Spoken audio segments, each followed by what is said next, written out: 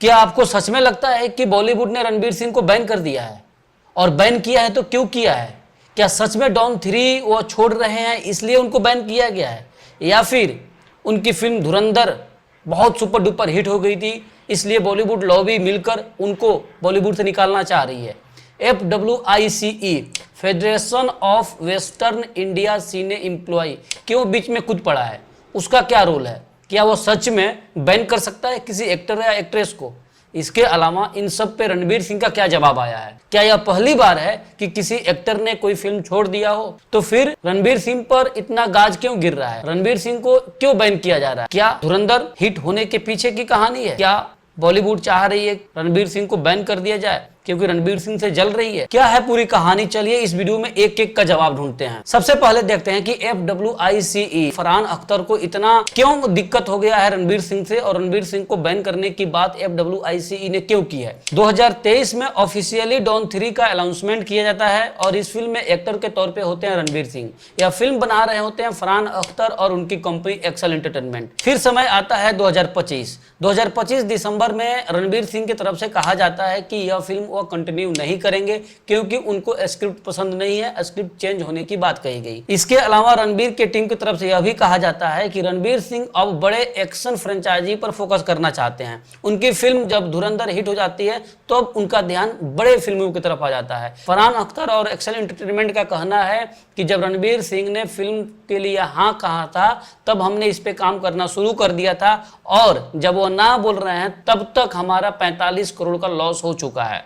इसलिए वह जाते हैं FWIC जो कि एक संस्था है, वह देखती है कि जो फिल्म में काम कर रहे हैं वर्कर होते हैं उनका सैलरी सही समय पर मिल रहा है या फिर नहीं मिल रहा है। इसके अलावा डायरेक्टर, प्रोड्यूसर या फिर एक्टर को लेकर कोई विवाद हो जाता है तो उस विवाद को यह संस्था सुलझाती है। अगर कोई कॉन्ट्रैक्ट लेवल की बात आ जाती है तब जाके यह संस्था उसमें हाथ पैर डालती है और बैन करने की भी बात बोलती है। इसके अलावा यह संस्था यह भी देखती है कि अगर कोई जो वर्कर है उसको सही समय पर सैलरी मिल रहा हो, साथ ही उसका मेडिकल खर्च, साथ ही उसका न्यूनतम कितना मजदूरी होना चाहिए। अब बात करते हैं कि FWICE जो संस्था है वह रणबीर सिंह को कैसे बैन कर सकती है और क्यों बैन करने की बात कर रही है। फरहान अख्तर और उनकी कंपनी एक्सेल एंटरटेनमेंट जाती है FWICE के पास और कहती है कि हमारा 45 करोड़ का लॉस हो चुका है, कॉन्ट्रैक्ट में हमारा था रणबीर सिंह के साथ फिल्म बनाना, लेकिन रणबीर सिंह मना कर रहे हैं कि अब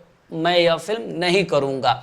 इसको लेकर अब क्या होता है कि वो जो संस्था है FWICE वो रणबीर सिंह को बैन करने की बात करती है। लेकिन क्या आपको लगता है कि रणबीर सिंह को यह ऑफिशियली बैन कर सकता है? बिल्कुल नहीं, क्योंकि यह कोई लीगल या फिर कानूनी प्रक्रिया नहीं है कि जिसमें किसी को बैन कर दिया सके। हाँ, लेकिन यह संस्था इतना है कि जो भी वर्कर हैं जैसे मेकअप आर्टिस्ट, टेक्नीशियन, कैमरामैन, जितने सारे वर्कर हैं उनको यह संस्था रोक लगा दी है कि आप रणबीर सिंह के साथ काम नहीं कर सकते हैं, क्योंकि ये सारे लोग इस संस्था से जुड़े होते हैं। इतना कुछ बवाल होने के बाद रणबीर सिंह की तरफ से क्या कहा गया है? कुछ नहीं। रणबीर सिंह ने अपनी चुप्पी बनाए रखी है और रणबीर सिंह का यह सोचना है कि चुप रहना ही अभी ज़्यादा बेहतर है। लेकिन रणबीर सिंह की टीम ने कुछ कहा है।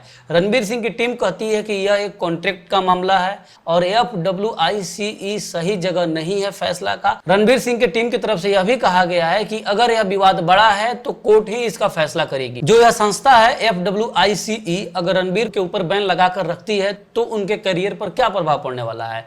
उनके करियर पर प्रभाव यह पड़ने वाला है कि जो वर्कर होंगे, लाइटमैन, मेकअप आर्टिस्ट, टेक्नीशियन, काम नहीं करेंगे और उनकी आने वाली फिल्म पर प्रभाव पड़ेगा। इसके साथ ही डायरेक्टर, प्रोड्यूसर और एक्टर के बीच में जो रणबीर सिंह के साथ काम करने वाले होंगे उन सब के बीच में आपस में तनाव बढ़ेगा। तो ओवरऑल यह कोई कानूनी बैन नहीं है, यह एक संस्था का बैन है जो बॉलीवुड के लिए काम करती है। अब रहा कि रणबीर सिंह को यह बैन क्यों किया जा रहा है। क्या बॉलीवुड रणबीर सिंह से जल रही है? क्या उनकी फिल्म जब धुरंधर हिट हो जाती है तो बॉलीवुड खुल के सामने नहीं आता है और उनकी तारीफें में पुल नहीं बांधता है? इसके पीछे की कहानी यही है कि बॉलीवुड रणबीर सिंह को बॉयकॉट करना चाहता है। यह हो सकता है, बिल्कुल हो सकता है, क्योंकि अभी तक धुरंधर को लेकर किसी बड़े आर्टिस्ट ने उसकी तारीफ नहीं की। और अभी वरुण धवन को ही सुन लीजिए, अंदर यू सी लाइक आदित्य धारा न्यू वो जिस तरीके से बना रहा है, treating one of its kind, not one of its, one only.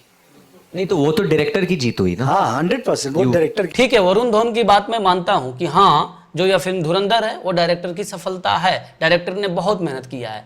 लेकिन यह भी तो सोचिए कि अगर वरुण धवन को एक्टर के तौर पे वही डायरेक्टर ले लिया होता इसी फिल्म में, तो वरुण धवन ने क्या किया होता? तब क्या वरुण धवन कहते कि नहीं, यह हीरो की विफलता है, यह मेरी गलती है, मेरे चलते यह फिल्म फ्लॉप हुई है? क्या कहते भाई साहब? चलिए कुछ फिल्मों पे नजर डालते हैं जिसमें एक्टर और एक्ट्रेस ने फिल्म शुरू करने से पहले ही फिल्म छोड़ दी। फिल्म चलते चलते, जिसमें ऐश्वर्या राय शूटिंग कर रही थी और उनका सेट पे विवाद हो जाता है, जिसके बाद उनको निकाल दिया जाता है और रानी मुखर्जी उस फिल्म में काम करती हैं। फिल्म फितूर, जिसमें रेखा शूटिंग कर रही होती हैं, लेकिन टेक्निकल कारण के चलते रेखा वो फिल्म छोड़ देती हैं और फिल्म में तब्बू उस सीन को करती हैं, तब्बू एक्ट्रेस बनती है। दोस्ताना 2, कार्तिक आर्यन इस फिल्म में होते हैं, लेकिन 20 दिन शूटिंग करने के बाद अचानक धर्मा प्रोडक्शन से उनका झगड़ा हो जाता है और वह फिल्म छोड़ देते हैं। उफ क्या जादू मोहब्बत है। इस फिल्म की आधी शूटिंग पूरी हो गई होती है और तनिषा मुखर्जी यानी काजोल की बहन इस फिल्म को कर रही होती हैं, लेकिन कुछ ऐसा विवाद होता है, इस फिल्म को छोड़ देती हैं और पूजा कौल इस फिल्म को करती हैं। दीवाना, जिसमें शाहरुख खान से पहले होते हैं अरमान कोहली, लेकिन अरमान कोहली को निकालकर शाहरुख खान को रखा जाता है। इसके अलावा एक फिल्म है कंपनी, जिसमें रामगोपाल वर्मा ने रिंके खन्ना को इस फिल्म से निकाल दिया था क्योंकि उनका कहना था कि वह एक छोटे उम्र के एक्टर हैं। सबसे बड़ी फिल्म कहो ना प्यार है, आपको याद होगा ऋतिक रोशन की फिल्म। इस फिल्म में एक्ट्रेस थी करीना कपूर, लेकिन बबीता कपूर और राकेश रोशन के साथ कुछ ऐसा विवाद हो जाता है कि करीना कपूर यह फिल्म छोड़ देती हैं, तब जाके इस फिल्म को करती हैं अमीषा पटेल। कंगना रनौत की फिल्म मणिकर्णिका में सोनू सूद काम कर रहे थे, लेकिन कुछ ऐसा होता है कि डायरेक्टर यह फिल्म छोड़ देते हैं, जिसके बाद पूरी फिल्म आ जाती है कंगना रनौत के ऊपर और तब जाके सोनू सूद यह फिल्म छोड़ देते हैं। एक और फिल्म है बॉम्बे वेलवेट, जिसमें रणबीर सिंह होते हैं, लेकिन कुछ ऐसा विवाद होता है कि रणबीर सिंह को निकालकर रणबीर कपूर को इस फिल्म में रख दिया जाता है। मतलब साफ है कि यह पहली बार नहीं हुआ है कि किसी एक्टर ने फिल्म को छोड़ दिया है। कई बार ऐसा हुआ है कि बहुत सारे एक्टर और एक्ट्रेस ने फिल्म को शुरू करने से पहले छोड़ दिया, किसी ने आधी फिल्म में छोड़ दिया, किसी एक्टर और एक्ट्रेस को निकाल दिया गया। तो फिर रणबीर सिंह के साथ ऐसा क्यों हो रहा है? क्या सच में फरहान अख्तर को नुकसान हो रहा है? क्या सच में फरहान अख्तर ने 45 करोड़ रुपया खर्चा कर दिया था, या फिर सच में बॉलीवुड लॉबी मिलकर रणबीर सिंह को बॉयकॉट कर रही है? क्या सोचते हैं आप इस पे? कमेंट में आप अपनी राय जरूर दीजिए। मिलेंगे फिर एक अगले वीडियो में, तब तक के लिए विदा लेते हैं। जय हिंद,